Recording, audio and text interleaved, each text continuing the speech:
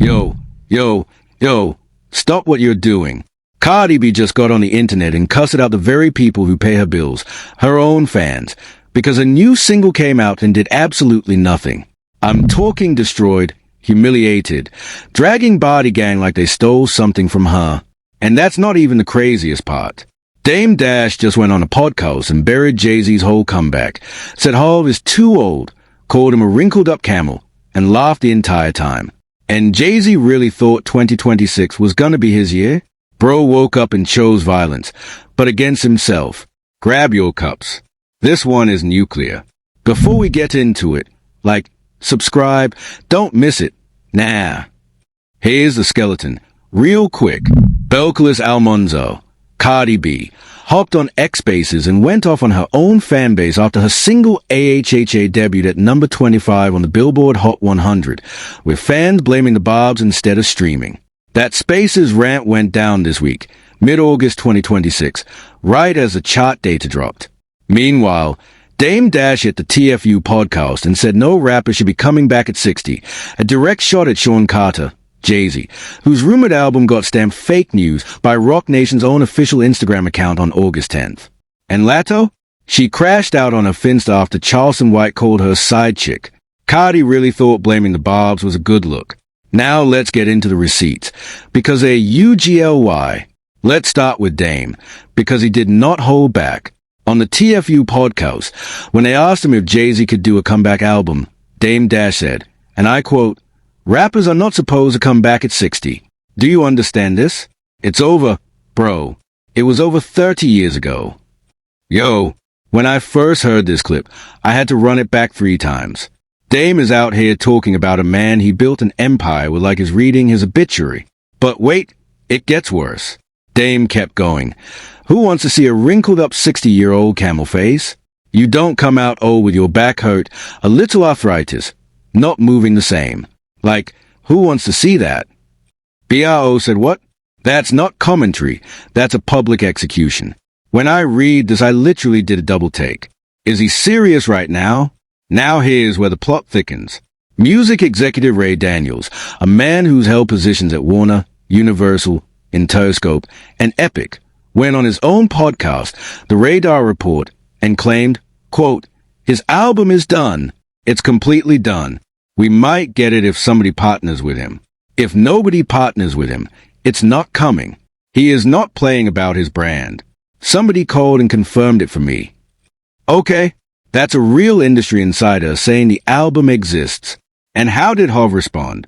Not with bars. Not with a verse. Roc Nation, the official account, posted 2 words on their Instagram story on August 10th. Album done. Fake news. 2 words. When I saw that, I was like, that's IT. Your own company debunking your rollout.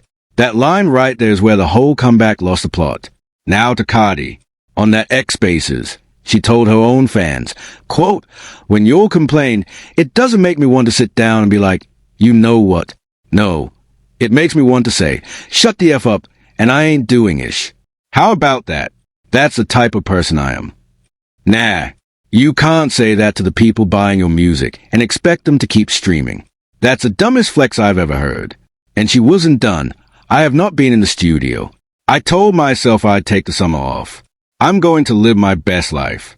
I'm all the way outside. Sis said this while her single was free falling. Incredible. Then Latto, after Charleston White called her, quote, "the side chick that got pregnant." Latto fired back on video. "I let you all be loud and wrong for too long. I ain't messing with no married man." Then she went nuclear. "You old, ugly, scrawny. I'll buy you, your wife, your girlfriend, your kids. Not a dude, me, the boss." Phew. When I heard this, I was like, she came with receipts and a bank statement. Now that we got the quotes, let's connect the dots. Okay, you'll check this timeline, because nobody's laying it out like this. That Roc Nation fake news post dropped August 10th. But remember, Hov told GQ back in March that 2026 was going to be all offense. He said, and I'm paraphrasing, that he just needed to make something honest and timeless. So the man spent 5 months teasing a new era, Roots Picnic in May, 3 straight Yankee Stadium nights in July for the Reasonable Doubt 30th anniversary, a verse on Beyoncé's Morning Dew Donk remix pack earlier this month, his first new verse since 2022. He was building the runway. And then ONE executive podcast clip forced his own company to shut it all down in 48 hours. So Jay really let a podcaster dictate his rollout? That's terrible timing. Brew. And Dame? You all didn't notice this though. Dame's been on this campaign for months. He trashed the Yankee Stadium shows. He reportedly rejected involvement in the official Rockefeller documentary. This TFU podcast moment wasn't random. It's a pattern. A scorned co-founder watching his ex-partner fumble a comeback and is grabbing the popcorn and the microphone. Any smart person would have ignored Dame. But Jay's silence, that tells you everything. Now Cardi, that Spaces rant, it came after her fans spent a whole week dragging the barbs, claiming Nicki Minaj's fanbase sabotaged AHHA, instead of streaming the song. We all saw this coming. The track pulled 9.5 million streams its opening week and debuted at 25 on the Hot 100. And here's what makes it nasty. Fans were comparing AHHA to Nicki's Bigfoot, which debuted at 23 during the peak of the Megan beef. One version. No discounts. No bundles. Cardi's camp allegedly rolled out multiple versions of AHHA and it still landed lower. So Body Gang blamed Nicki fans, and then Cardi blamed Body Gang. The snake ate its own tail. Yo. And Latto's finsta, she said, I thought I was safe here. Girl. The blogs already knew that account. The Shade Room screenshot it the same day. You can't be a celebrity. Post your face on a secret account for months, then act shocked when it's public. She clearly didn't think this through. But here's where it gets even more interesting. Now check this out. Nobody's talking about the word choice in Dame's rant. He didn't just say Jay is old. He said camel face, a nickname that's been floating around since the Rockefeller split era. That's not an insult. That's a message. Dame is telling the culture, I still own the narrative around this man's image, 20 years later. And Jay really didn't respond? That's embarrassing. And zoom into this. Dame mocked the fitted hat. He said every old dude in a fitted wants Jay back, then made a point that his hat is from his own brand, and that the lead Jay representatives is white-owned. That's not fashion talk. That's Dame drawing a line. I build black-owned things. You wear other people's logos. It's the whole Rockefeller ownership beef in ONE accessory. If Jay had half his old instincts, he would have noticed his framing before it went viral. Now Cardi, forensic mode. She said fans' complaints make her want to say, I ain't doing-ish. But listen to the structure of that Spaces. She defended the music video aesthetic, admitted she hadn't been in the studio, and announced she was taking the summer off, all in one rant. That tells me the rant wasn't about the fans. It was about control. The label wants product, the fans want visuals, and Cardi wants vacation. And she picked vacation out loud, on record. That's a problem with Cardi. She says a quiet part loud and then acts shocked when it charts, or doesn't. And that AHHA imagery critique? Fans said the video looked cheap, zero imagery beyond the obvious. Meanwhile, this is the same artist who bragged about 7-figure video budgets on past singles. The drop-off in presentation is the story. If Body Gang had any sense, they'd have noticed the budget conversation mattered more than the Barb's war. Latto's cryptic finsta post? Read the phrasing. God not slowing my motion down. Apologies to those damaged spirits. It's all in your head. I will forever be that girl. That's not a denial of the Married Man allegations. That's a redirection. She addressed attacks on her character, but never once said the words is not married. 21 Savage posted wifey, but never said not married either. And Charleston White really didn't catch that? The loudest part of her statement is what she didn't say. Now let's see how the media covered this. Let's cross-check the framing, because the outlets told 4 different stories. Billboard played the Jay-Z story straight. Corporate, clean. Roc Nation says fake news. Ray Daniels said the album's done. Here's a Yankee Stadium context. No spice, just facts. But remember that podcast clip from earlier?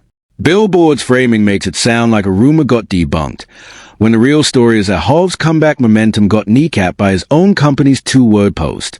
Hot new hip-hop went harder on Dame.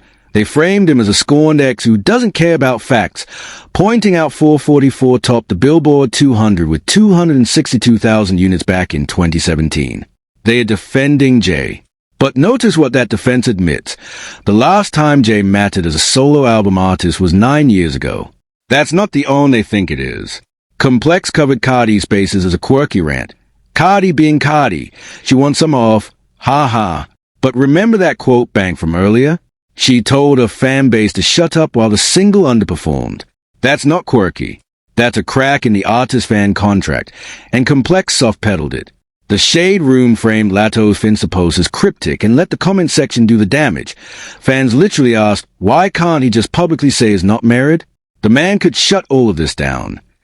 TSR didn't have to say it. The roomies said it for them. Now some people are saying Cardi stands, mostly, that a top 30 debut isn't a flop, that female rap standards are unfair, that longevity matters more than first week. And look, Cardi did extend her streak. 10 straight years with a hot rap songs top 10. Her 30th career top 10 on that chart. That's real. But here's why the cope doesn't hold up. You can't spend years flexing first week numbers, budget stats, and chart positions, and then suddenly declare charts don't matter the week your single underperforms. Cardi's defenders are reaching. These are the same people who called every Nicki debut a failure. If you still think the Barb sabotaged a song with 923k first-day Spotify streams after all this evidence, you're just biased. The receipts don't lie. The fanbase fought the wrong enemy, and Cardi shot the wrong target. But here's what nobody is saying. The mainstream wants you to believe these are 4 random stories.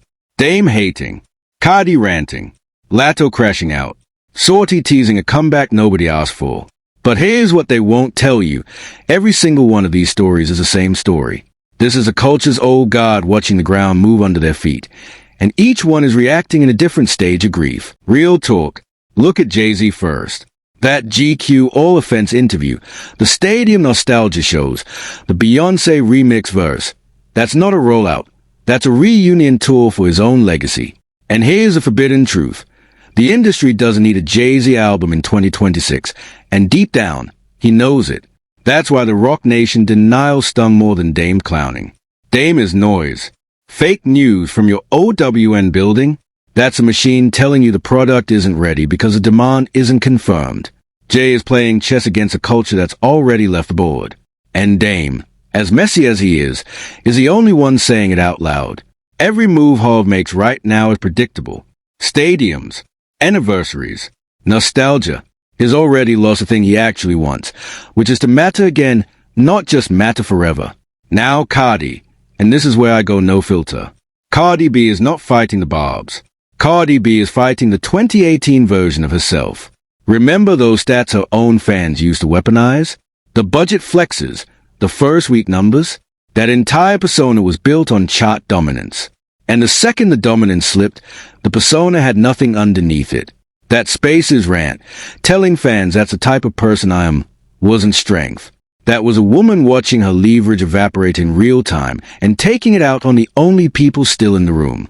Cardi's whole, I don't care, I'm getting money, act is manufactured. And it's falling apart. Because if you truly don't care, you don't hold the spaces. You go on vacation. She held the spaces. And the Bob's angle? That's the tell. When your fan base's first instinct is to blame Nicki Minaj's fan for your numbers, it means your era is now defined by somebody else's shadow. Cardi represents a version of female rap that ran on beef economics, and the culture is getting done with it.